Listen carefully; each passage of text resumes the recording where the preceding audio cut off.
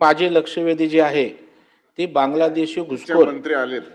बांगलादेशी घुसखोर जे मुंबईत ठिकठिकाणी ते मोठा हॉट इश्यू आहे. मंत्री आले म्हणजे 3 नंबर आता घ्यायला. लक्षवेधी तुमची सुरू. लक्षवेधी सूचना 3, लक्षवेधी क्रमांक 3. उत्तर वितरित केल्याप्रमाणे सभापती महोदय, ही शहरांच्या दृष्टीनं मुंबईच्या दृष्टीनं अत्यंत संवेदनशील आणि गंभीर अशा प्रकारची लक्षवेधी आहे. मुंबईमध्ये आज ठिकठिकाणी बांगलादेशी घुसखोर आज ठिकाणी वेगवेगळ्या पद्धतीनं शिरकाव करताना दिसत आहेत. आणि हा शिरकाव केवळ वस्त्यांपुरता नाही आहे. आज व्यवसायांमध्ये त्या ठिकाणी घुसखोरी आहे, पदपथांवर घुसखोरी आहे, वेगवेगळ्या प्रकारचे व्यवसाय आहेत.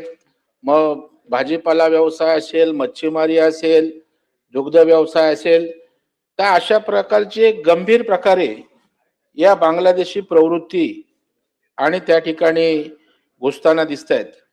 सभापती मध्ये या अनुषंगाने मी थोडी माहिती देतो की अवैध बांगलादेशी नागरिकांची ओळख पटवून दिलेले आधार आणि अन्य खोटे दस्तऐवज रद्द करावेत आणि कायद्यानुसार निर्गमन म्हणजे डिपोर्टेशन प्रक्रिया तातडीनं राबवावी. ही कारवाई ड्रगमुक्त व अतिक्रमण मुक्त मुंबई या व्यापक योजनेचा भाग आहे असे निर्देश शासनाने यापूर्वीच दिलेले आहेत. विविध सर्वे आणि रिपोर्टचा सुद्धा अहवाल या ठिकाणी सभापती महोदय मी देतो की मुंबईमध्ये अवैध अनधिकृत स्थलांतर केंद्र बनत असल्याचा दावा अनेक संस्थांनी केलेला आहे. मुंबई शहरातील 61 भागात संशोधनातून सुमारे 3014 अवैध स्थलांतरित नागरिक बांगलादेश व म्यानमार भारतीय ओळखपत्रांसह सभापती महोदय आढळले आहेत. काहींनी हे दस्तऐवज एजंटकडून 7,000 ते 30,000 रुपये दरात मिळवलेत. अशा प्रकारचा NDTVचा अहवाल सभापती महोदय या ठिकाणी प्रसिद्ध झालेला आहे. अवैध स्थलांतरितांमुळे सुरक्षा, रोजगार आणि प्रशासनासमोर गंभीर आव्हानं निर्माण झालेली आहेत. अनेक चर्चासत्रात अनेक तज्ञांनी अशा प्रकारचं उदाहरणासहित त्या ठिकाणी आपलं मत व्यक्त केलंय. मुंबई पोलिसांनी 3 वर्षात 1758 बांगलादेशी नागरिकांना त्या ठिकाणी अटक केली. त्यापैकी 1238 लोकांना मंत्री महोदय त्या ठिकाणी डिपोर्ट करण्यात आलेला आहे. आणि हा मुंबई पोलिसांचा तुमचाच रिपोर्ट आहे सभापती महोदय. 25 बांगलादेशी नागरिकांना अँटी टेररिझम सेलने अटक केलेली आहे आणि हा पण अँटी टेररिझम सेल तुमचा आहे, त्यांच्या रिपोर्ट मधली ही माझी माहिती आहे. मुंबईतील 70% अवैध मुस्लिमांकडे आधार कार्ड सारखी कागदपत्र आहेत. आधार कार्ड दादा हे कसं बनवतात? पश्चिम बंगालमध्ये बॉर्डरवरनं येतात, तिथल्या शाळांमध्ये ऍडमिशन दाखवतात, बॅकडेटेड सर्टिफिकेट देतात, तिथलं आधार कार्ड बनवतात, त्या आधारे मुंबईत येतात आणि इथे या सगळ्या डॉक्युमेंट्स बनवतात. सभापती महोदय, टाटा इन्स्टिट्यूट ऑफ सोशल सायन्सच्या अहवालामध्ये 70% अवैध मुस्लिमांकडे अशा प्रकारचे आधार कार्ड सारखे कागदपत्रे आढळलेली आहेत. डिपोर्ट केली गेलेली बांगलादेशी महिला 6 महिन्यानंतर पुन्हा अवैध प्रवेश करून मुंबईत आढळली.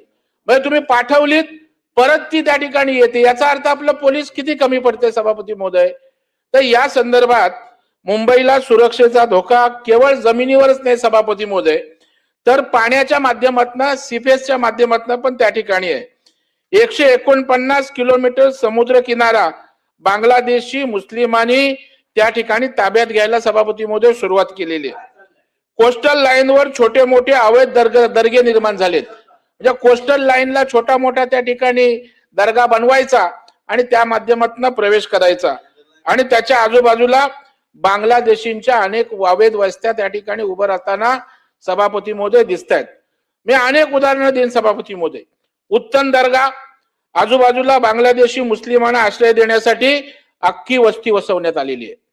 माहीम आणि वसईचा किल्ला अवैध घुसखोरांची त्या ठिकाणी वस्ती आहे. डोंगरी किल्ला तिथे आजूबाजूला अवैध वस्ती निर्माण झाली. चेंबूर चिता कॅम्प तिथे अवैध वस्ती घुसखोरांची निर्माण झाली. वर्सोवा पॅटर्न आणि मालवणी पॅटर्न अस्तित्वात येतोय. महसूल विभागाचं रेकॉर्ड सभापती महोदय तपासून बघा, 70% ही शासकीय जमीन आहे. त्यावर ही कुणी वस्ती उभी केली आणि आज ही वस्ती कोणाच्या ताब्यात आहे सभापती महोदय, याची आपण तपासणी करावी अशी मागणी या ठिकाणी आहे. आणि तिथला मराठी आणि हिंदू माणूस आज तिथून बाहेर काढला जातोय. पर्टिक्युलर लोक, विशिष्ट समुदायाचीच लोक तिथं झोपड्या बांधून वस्त्या वाढवताना या ठिकाणी दिसत आहेत. आणि SRA लँड जिहाद म्हटलं तर अतिशयोक्ती होणार नाही. झोपडपट्टी पुनर्वसन प्रकल्पात पात्र झोपडपट्टी धारकांना घरे दिली जातात आणि दलालांच्या माध्यमातून मोठमोठी रक्कम घेऊन अपात्र लोकांना पात्र केलं जातंय.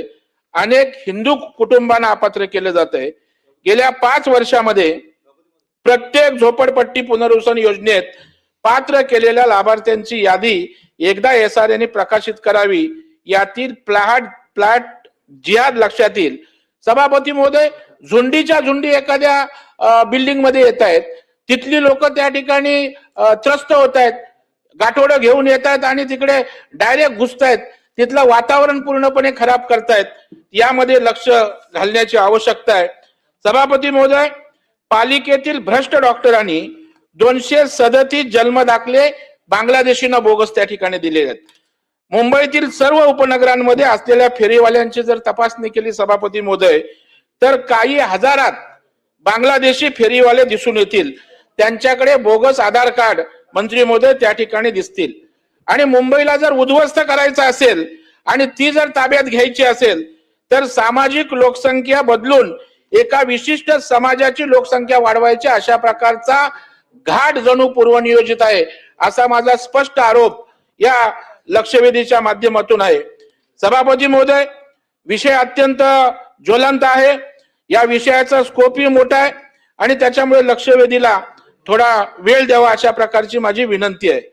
सभापती महोदय, मुंबईतील सर्व पदपथीवरील फेरीवाले, मुंबईतील उत्तन दर्गा, माहीम आणि वसईचा किल्ला, डोंगरी किल्ला, चेंबूर चिता कॅम्प, वर्सोवा, मालवणी, मुंबईतील मच्छी मार्केट, SRA प्रकल्पातील लाभार्थी, या सर्व ठिकाणी अवैध बांगलादेशी मुस्लिमांना शोधण्यासाठी कोणती शोध मोहीम शासन हाती घेणार आहे किंवा सद्यस्थितीत कुठल्या यंत्रणा उपलब्ध आहेत. दुसरा प्रश्न, बांगलादेशी घुसखोरांना शोधण्याचं काम हे व्यापक स्वरूपाचं सभापती महोदय आणि त्यामुळे बांगलादेशी घुसखोरांना शोधण्यासाठी मुंबई पोलीस दलामध्ये स्वतंत्र विभागाची निर्मिती सरकार त्या ठिकाणी करू शकतं का, ते करणार का, अशा प्रकारचा दुसरा माझा स्पेसिफिक प्रश्न आहे. आणि या विभागाला IPS अधिकारी आणि सर्व प्रकारचं मोठं संख्याबळ असलेले पोलीस अधिकारी, कर्मचारी आणि सुसज्ज अशा प्रकारची यंत्रणा त्यांना आपण उपलब्ध करून देणार का, अशा प्रकारचा सभापती महोदयांच्या माध्यमातून आपल्याला माझा प्रश्न आहे. मंत्री महोदय. सभापती महोदय, ह्या लक्षवेधीच्या माध्यमातून सन्माननीय सदस्य प्रवीणजी दरेकर यांनी एक महत्वाच्या विषयाला त्यांनी हात घातला, लक्ष वेधून घेतलेला आहे. नक्कीच ह्याच सभागृहामध्ये आपण अनेक वेळेला बांगलादेशी अवैधरित्या महाराष्ट्रामध्ये येणं आणि त्यांची घुसखोरी होणं याबाबतीत आपण चर्चा केलेली आहे. परंतु मी आवर्जून सांगेन की ह्या संपूर्ण अवैधरित्या बांगलादेशी भारतामध्ये येणं, परिणामी ते महाराष्ट्रामध्ये येणं, या बाबतीमध्ये केंद्र शासनाने देखील अतिशय कडक भूमिका घेतलेली आहे. आपल्या भारताचे गृहमंत्री सन्माननीय अमित भाई यांनी देखील या बाबतीमधील अनेक सूचना या विविध राज्यांना ह्या दिलेल्या आहेत आणि त्याच अनुषंगाने महाराष्ट्र राज्याला ज्या काही सूचना प्राप्त झाल्या आणि महाराष्ट्र शासनाच्या मार्फत किंवा महाराष्ट्र पोलिसांच्या मार्फत देखील आपण ज्या कारवाया करत आहोत त्या संयुक्त कारवाया आहेत. परंतु शेवटी एक गोष्ट लक्षात घेतली पाहिजे की बांगलादेशी म्हणजे हे भारतीयांसारखेच दिसणारे हे असतात, हे काही जास्त वेगळे नाहीये. आणि म्हणून नायजेरियन्सना पकडणं सोपं असतं, नायजेरियनला ओळखणं सोपं असतं. पण शेवटी आज ह्या सर्व कारवाया होत असताना आपल्याला इंटेलिजन्स वरती आपला भर जास्त आहे आणि शेवटी आपलं इंटेलिजन्स जेवढं स्ट्रॉंग ह्याच्या या बाबतीमध्ये कार्यरत असेल तेवढ्याच ह्या कारवाया आपण स्ट्रॉंगली आपण करतोय आणि अग्रेसिव्हली आपण करतोय. उदाहरण आपल्याला एक आकडेवारी सांगेन की मागच्या 5 वर्षामधली जी आकडेवारी आहे, 2021 ला सभापती महोदय आपण जवळपास 109 अवैधरित्या असलेल्या बांगलादेशाने आपण हद्दपार केलं होतं. 2022 ला आपण 77 केले, 2023 ला आपण 127 केले, 2024 ला आपण 202 केले, परंतु 2025 ला आपण 2300 जवळपास 76 अवैध बांगलादेशाने आपण हद्दपार केले. म्हणजे एका वर्षात आपण जवळपास 2000 पेक्षा जास्त बांगलादेशाने आपण हद्दपार करू शकलो. अध्यक्ष महोदय, यामध्ये केंद्र शासनाने एक महत्वाचा निर्णय ह्याच्यामध्ये घेतलाय. या अगोदर काय होत होतं, आपण बांगलादेशींना इथे अवैध म्हणजे जे अनधिकृतरित्या इथे राहत आहेत त्यांना पकडल्याच्या नंतर आपण त्याच्यावरती गुन्हे दाखल करत होतो आणि मग ती कोर्ट केस व्हायची, मग ते कन्व्हिक्शन व्हायचं आणि मग जे काही आपले इंटरनॅशनल लॉ आहे किंवा भारताचे आपले जे लॉ आहे त्या पद्धतीने आपल्याला त्यांच्यावरती कारवाई करावी लागत होती आणि मग त्यांना डिपोर्ट करावं लागत होतं. परंतु आता केंद्र शासनाचं आता एक परिपत्रक आलेलं आहे याच मे महिन्यामध्ये आणि ह्या परिपत्रकानुसार आता आपल्याला कुठल्याही पद्धतीचा प्रवीणजी आता गुन्हा दाखल करायची आवश्यकता नाही. जर का ते बांगलादेशी आहेत ह्याचे पुरावे आपल्याकडे असेल तर आपण डायरेक्ट आपण डिपोर्ट करू शकतो. म्हणजे त्या अनुषंगाने ह्या वर्षीच्या कारवाया नक्कीच आपण इथे वाढवलेल्या आहेत. आणि आपण जर का आकडेवारी पाहिली तर मागच्या म्हणजे ह्या एका वर्षाचा जरी आपण आकडा पाहिला तर विशेषतः मुंबई पोलिसांनी जी कारवाई केलेली आहे ती अतिशय अग्रेसर आहे आणि अतिशय चांगली कारवाई आहे. आणि आपल्याला जे अपेक्षित आहे की ह्या कारवाई होत असताना आपल्या एटीएसच्या मार्फत आणि आपल्या संयुक्त कारवाई असल्या पाहिजेत. तर ह्या अवैधरित्या बांगलादेशींवरती कारवाई करण्यासाठी आपल्या मुंबई पोलिसांच्या मार्फत आपण प्रत्येक पोलीस स्टेशनला एक 5 जणांची आपण टीम आपण केलेली आहे किंवा 5 कर्मचाऱ्यांची आपण तिथे टीम केलेली आहे. आणि ही स्पेशल टीम आहे जी अवैधरित्या जे बांगलादेशी राहत आहेत त्यांच्यावरती ही कारवाई करत असते. आणि मी मगाशी म्हटल्याप्रमाणे आपण जो प्रश्न उपस्थित केला की डॉक्युमेंटच्या बाबतीमध्ये, दुसरा आपला जो प्रश्न होता की आपण डिपोर्ट केल्याच्या नंतर देखील पुन्हा येत आहेत, अशी काही आपण एका बातमीचा देखील आपण इथे उल्लेख केला आहे. परंतु सभापती महोदय, एक लक्षात घेतलं पाहिजे की हे सर्व जे बांगलादेशी आपल्या भारतामध्ये येतात ते काय बांगलादेशवरून डायरेक्ट मुंबईत किंवा महाराष्ट्रामध्ये येत नाहीत. ते अगोदर पश्चिम बंगालमध्ये येतात. पश्चिम बंगालमध्ये येऊन तिकडे सगळे त्याचे 99% डॉक्युमेंट्स ते पश्चिम बंगालचे आहेत.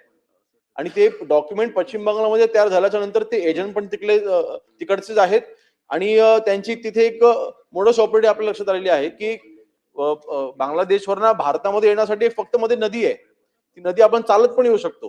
आणि ते बॉर्डरवरती आता नक्कीच केंद्र शासनाच्या मार्फत तिथे आणि आपल्या होम डिपार्टमेंटच्या मार्फत तिकडे ज्या काही बीएसएफच्या मार्फत जी काळजी घेणं आवश्यक आहे, जिकडे उपाययोजना करणं आवश्यक आहे त्याच्या सूचना देऊन ते करतायत. परंतु महाराष्ट्रामध्ये ते थेट येत नाहीत. आपण एकदा त्यांना डिपोर्ट केल्याच्या नंतर पुन्हा पश्चिम बंगालमध्ये अगोदर येत आहेत आणि मग ते तिथून मग कुठेतरी फिरून ते महाराष्ट्रामध्ये येत आहेत. म्हणून अशा ज्या काही कारवाई करणं मी मगाशी म्हटल्याप्रमाणे ह्या इंटेलिजन्सद्वारे आपण करतोय. डॉक्युमेंटेशन ज्या अवैधरित्या असलेल्या बांगलादेशींकडे आपल्याला महाराष्ट्रामधलं जर का डॉक्युमेंट सापडलं असेल, एक गोष्ट आपण लक्षात घेतली पाहिजे, अनेक बांगलादेशी हे काही आजचे नाही आहेत. आपल्याला काही केसेस अशा देखील आढळलेल्या आहेत की 40 वर्षापासून काही बांगलादेशी इथे राहतात अवैधरित्या. म्हणजे 1 वर्षापासून ते 40 वर्षापर्यंत असे देखील बांगलादेशी आपल्याकडे राहत आहेत. तर मग त्या अनुषंगाने त्यांच्याकडे जे काही डॉक्युमेंट आहेत तर आपले शेवटी भारतीय संविधानाच्या मध्ये आपल्याला जे काही अधिकार दिलेले आहेत त्या अधिकारानुसार जर का कोणी डॉक्युमेंट केलं असेल तर नक्कीच त्याच्यावरती आपण त्यानुसार आपण कारवाई करतोय. परंतु मी एक आवर्जून सांगेन की अगदी अति आत्मविश्वासाने सांगेन, संपूर्ण भारतामध्ये अवैधरित्या बांगलादेशींच्या बाबतीमध्ये महाराष्ट्राने जी कारवाई केलेली आहे ती नक्कीच ही अग्रेसर आहे. आणि संबंध अन्य राज्यांच्या तुलनेमध्ये आपली कारवाई ही नक्कीच तिथे अग्रेसर आणि चांगली आहे. आणि आपण काय अजूनपर्यंत थांबलेलो नाही आहोत. आपल्या दर दिवशी आपली ही कारवाई आपण अग्रेसिव्हली अजून करतोय. शशिकांत शिंदे.